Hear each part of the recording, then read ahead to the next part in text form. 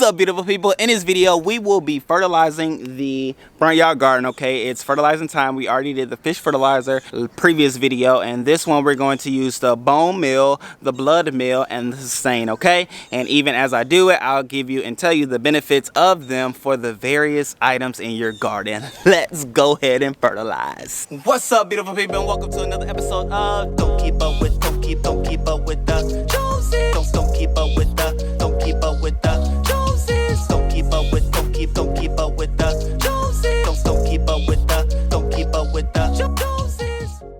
Alrighty, great people. So these are the elements and things in which we are going to fertilize the garden with today. And what I like to do is go ahead and garden in the morning more than anything, because you have that fresh dew on the garden, and so it gives a little moisture. There's already moisture in the garden, and so as we're going to go ahead and fertilize, we have the bone meal, we have the blood meal, and we have the sustain. All of these will have links in the description below, and also while you're down there, if you're new, please go ahead and subscribe. But nonetheless, with the bone meal, it's going to be great to get the blooms and the blossoms and the flowers, all of those various things. Okay, that is good, and that is what the bone meal is for. We also have the blood meal, which is very good for the nitrogen, and it helps with the roots of your plants. Okay, so boom boom, you're gonna be good to go having these in. And then of course you have sustain. The sustain is always good because it's a well diverse fertilizer. It's 464.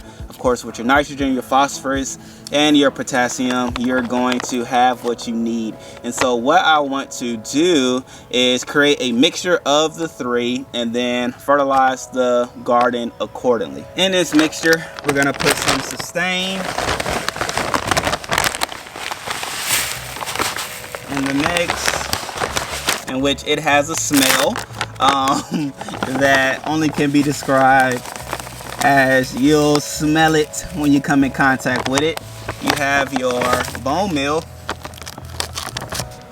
which has your white texture, and I've been reading in the comment section, people recommend that when you use the bone meal that you put a mask on, which I don't have on right now, I'm ashamed to say, but nonetheless they do recommend it. Now I'm saying that for whomever it is necessary for. When you do get your bone meal, take a look at what is within the ingredients to be able to readily identify if you need to put on a mask when using the product. Okay, so we have the mixture right here, which I've never done a mixture like this before. I usually just sprinkle each one accordingly, but I believe doing it this way is going to help save some time, energy, and effort.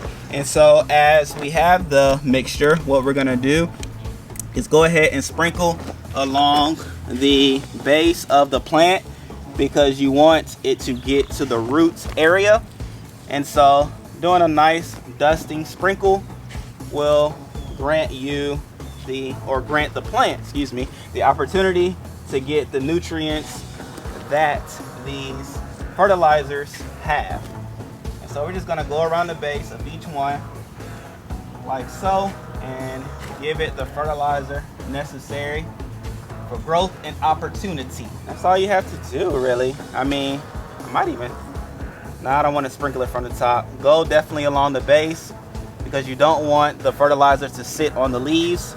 You want it to get the base of the plant so it can do what it does respectfully. And so we have different plants, from peppers to tomatoes to okra over there to purple bell peppers, the beans,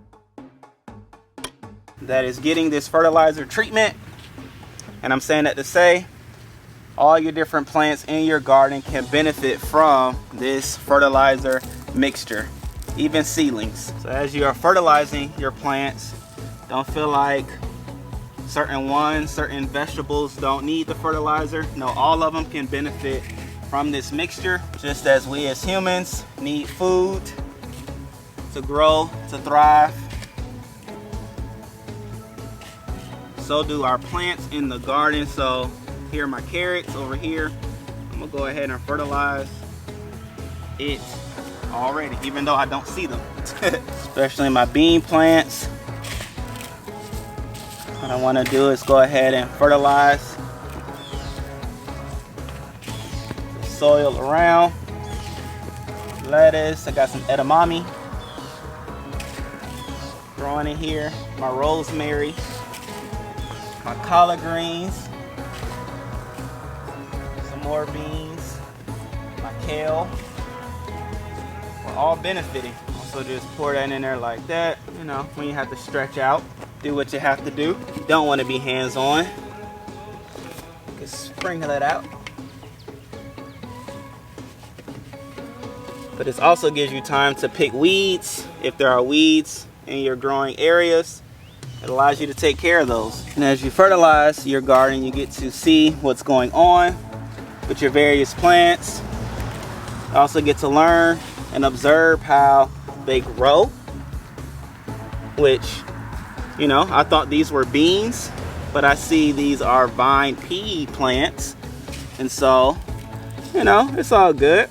Sometimes seeds get mixed up, sometimes labels get crossed up, and so, you know, I know what to expect now. These are not bean plants, these are pea plants. So I may have to put a trellis system around here so that they can properly grow as they should, which is up. They're a vining plant, and so if I want to maximize the space in the garden, I probably need a trellis to go along and around here, as well as this one as well. I may use a bamboo stake for this one and a whole trellis cage type scenario so that it can be confined within this given square foot garden, so that I can plant around it accordingly and not lose space because of it laying down. So different things like that you get to see, observe, and correct as you are fertilizing your garden, okay?